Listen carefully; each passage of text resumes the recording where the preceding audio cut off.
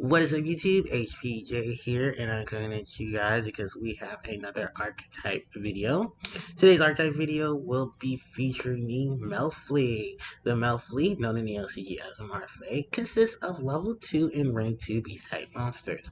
Their Archetype gimmick, of course, is to support beast-type monsters, whether it's beast-type exceed monsters, or level 2 or rank 2 beast type monsters. You kind of get that from that reach between both the extra deck and the main deck, as the main deck monster's gimmick is that they're able to return themselves to the hand whenever your opponent normal or special summons a monster outside of the damage step, or they declare an attack on that card, then returning themselves to the hand to give you various effects in conjunction. Now, in conjunction with the Melflee monsters, all these monsters, of course, were split between their debut release and in further releases. So the first release in Rise of the Duelist, both OCG and TCG, and then were released with further support in Phantom Rage later on. The fun fact about the Melflee monsters is that Melflee Rabby, one of the first of them and the only normal monster, was actually released in Legendary Duelist Season 1. Following that, it was the only one of them to be Ultra at that time. Now, of course, we do have to give some background history on this name, Melflee. Well, Melflee, as well as Marfad, is a combination and a play on the words melt and fluffy, given us that this archetype art style is a bit of a play on a children's storybook, and meaning that how the colors themselves seem to be a very mesh of multiple colors, very bright and hue colors as well, with some of the darker tones kind of coming into that as well, giving it its cartoonish yet childish, innocent appearance. Now, all the Melflee monsters that are going to be currently gone over are all featured in a lot of the supporting cards themselves. For the most part, a lot of the Melflee cards do support beast-type monsters. So you kind of see why the playstyle itself does circulate around beast-type monsters and utilizing other beast-type monsters effects to summon or special summon them or to protect them while on the field. Now, that we've gotten all of that out the way, the only other thing to talk about before we go into each of the monsters is that each of them are based off of creatures that you most likely find in a children's art book. So don't be too surprised if you see. Don't be too surprised if we go through, and of course, a lot of these monsters start to make sense. Especially one of them in particular that doesn't seem to be a monster that it turns out to be. So, why don't we go ahead and we start off with this monster right here. This is Melflee Rabby, level 2 Earth attribute, beast-type monster. 0 attack, 2100 defense. Rabby's flavor text reads, Rabby's up on that favorite snub again, looking all around the forest at all of the fluffy friends. Do you like exploring too? Good. Let's go find more Melflee friends with Rabby. Rabby, of course, is the only Ultra that is part of the main deck, and is the one that did not have its first release in Rise of the Duelist. It was in Legendary Duelist Season 1.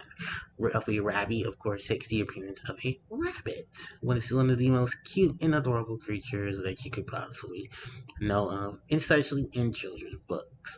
Just as that rabbits symbolically are just cute and adorable, and a lot of people love the adorableness of a rabbit.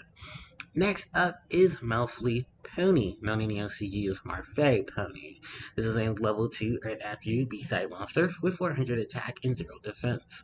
If your opponent normal or special summons a monster or monsters except during the damage step, or if an opponent's monster targets this card for an attack, you return this card to hand, and then you're able to add one level 2 or lower B-side monster from your graveyard to your hand, except for Melflee Pony.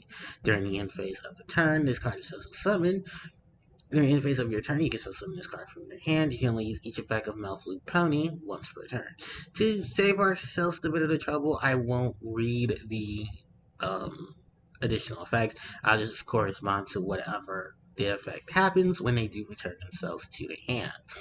Now, in conjunction, Melflee Pony, of course, is the resemblance of a baby horse, which is known as a pony. Oddly enough, it's one of the few other monsters that has the darker tones of itself, as it's the only one that, in terms of the main deck monsters, is red and blue, while most of them fit into the hues of of browns and oranges and yellows, but still more or less it is cute. Next up is Melflee Puppy, known in the OCG as Marfad Puppy. Earth attribute, level 2, Beast-type monster, 300 attack, 100 defense. When this card is returned to hand, then you just summon one level 2 or lower B-side monster from your deck, except for Melflee Puppy. So Melflee Puppy, of course, is a baby dog, which are known as puppies. It's a cute and adorable creature, and honestly say it's probably one of the cutest, and it actually is a super rare, thankfully enough, here in the TCG.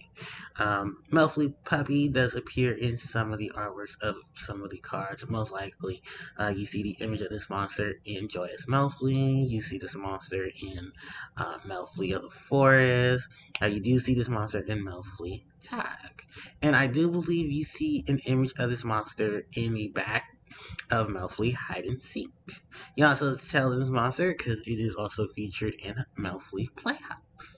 Melflee Caddy, known in the LCG as Marfad Cathy, is level 2 Earth attribute B-side monster, 200 attack and defense. You can return this card to hand, and then you can add one B-side monster from your deck to your hand, except for Melflee Caddy. Melflee Caddy, it's funny enough for the play on its words. The name of a baby cat is kitten. So this could be a play on maybe a European phrase for cat or kitten, which I don't think is too far off because they actually do call them cats or kittens in Europe. So maybe it's a play on the name for Neko. Well, it's very, very weird with Caddy's name because I can't get too much origin from it as well. But yeah, this cute, adorable kitten also is featured in the artworks of is it Mel? Yeah, it's in the back of Melflee Tag. You do see a remnant of this monster in Melflee Hide and Seek, as it's right there in the bushes. And it is in Joyous Melflee, and is also featured in Melflee Forest and Melflee Playhouse. Next up is Melflee Finney, known in the OCG as Marfad Finney. Level 2, Earth Attribute, Beast type monster, 100 attack, 300 defense. You can return this card to hand, and then use just one Beast type monster from your hand, except for Melflee Finney. Melflee Finney, of course, is. Here's the crazy thing. Melflee Finney is supposed to be a fox. The name of a baby fox is a pup. So I guess because of the fact that that puppy was already here, they didn't name it puppy, so they probably gave it more of a generic name in the forms of Finney.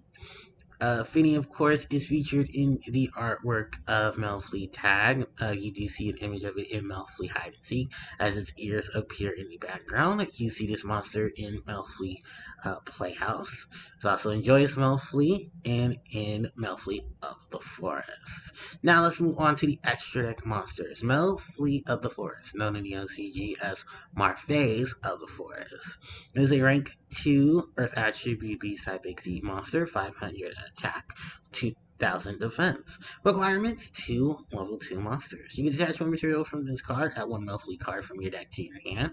If another face-up Melflee monster you control returns to the hand, except during the damage step, you can target one face-up monster your opponent controls. It can attack, and also its effects are negated while it's face-up on the field.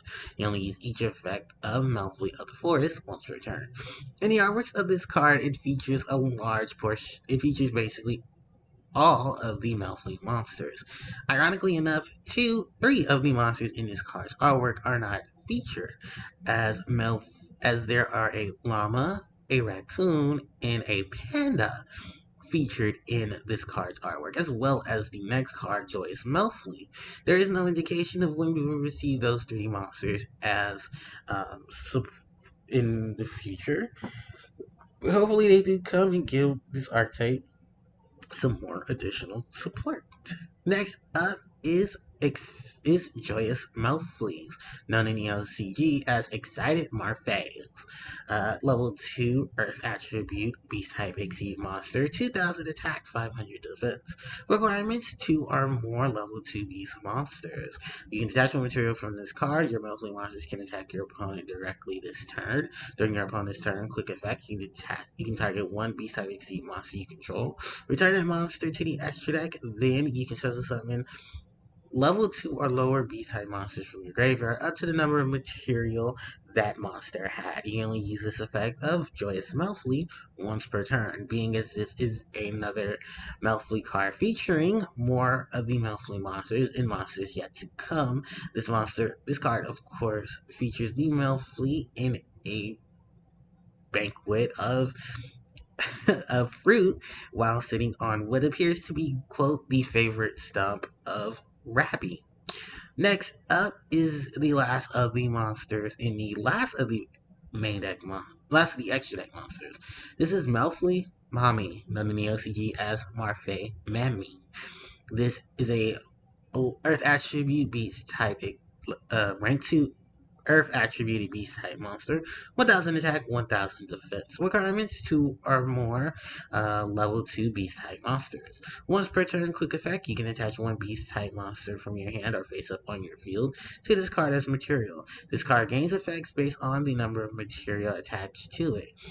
3 or more cannot be destroyed by battle. 4 or more, you take no battle damage involving this card. 5 or more, when an attack is declared involving this card or an attack position monster, you can inflict damage to your opponent equal to the attack position monster's attack. Fun story about this monster. The appearance of this monster gives you the look of a unicorn, but it's not a unicorn. Marfad Mommy is actually a squirrel. A huge squirrel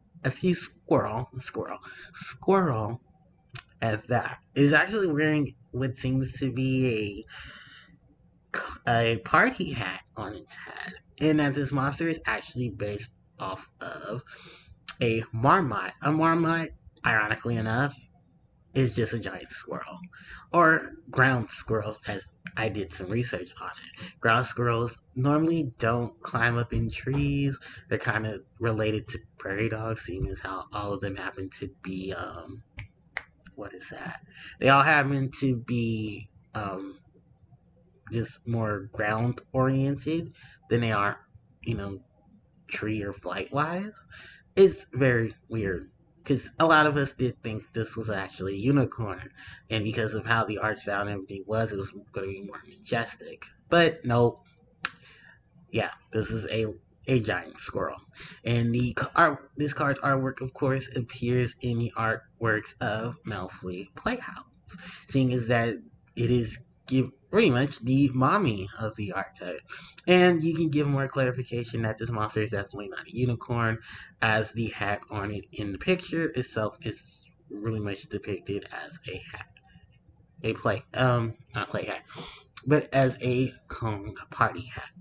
Now let's take a look at the supporting cards. We have Melflee Tag, quick play spell. Target one Melflee monster in your graveyard, special summoning. You can only activate one Melflee Tag per turn. Melflee Hide and Seek, known in the Marfad Tag in the OCG. Melflee Hide and Seek, known in the OCG as Marfad Hide and Seek. Continuous spell card. The first time each beast monster you control will be destroyed by a card effect each turn. It is not destroyed. You can target 3 beast-type monsters in your graveyard with different names, shuffle them into the deck, then draw one card. You can only use this effect of Melflee Hide and Seek once per turn. And then the last card is Melflee Playhouse, known in the OCG as Marfad Time. Detach any number of materials from a beast type exceed monster you control, then target up to that many number of cards your opponent controls. Return them to the hand, and also all beast type exceed monsters you control get 500 attack for each material detached by this card's effect until the end of the turn. So that is pretty much it for the Melflee and the Melflee archetype. Hope you guys enjoyed the video just as much as I did. Let me know in the comment section if you guys would like to see some more archetype videos. And hopefully this series continues to go well. So thanks everybody for watching. Don't forget to like, comment, share, and subscribe. Hit the notification bell so you guys can be informed when I do upload more videos. The description box below, of course, is all of the social media links: Facebook, Instagram, and Twitter.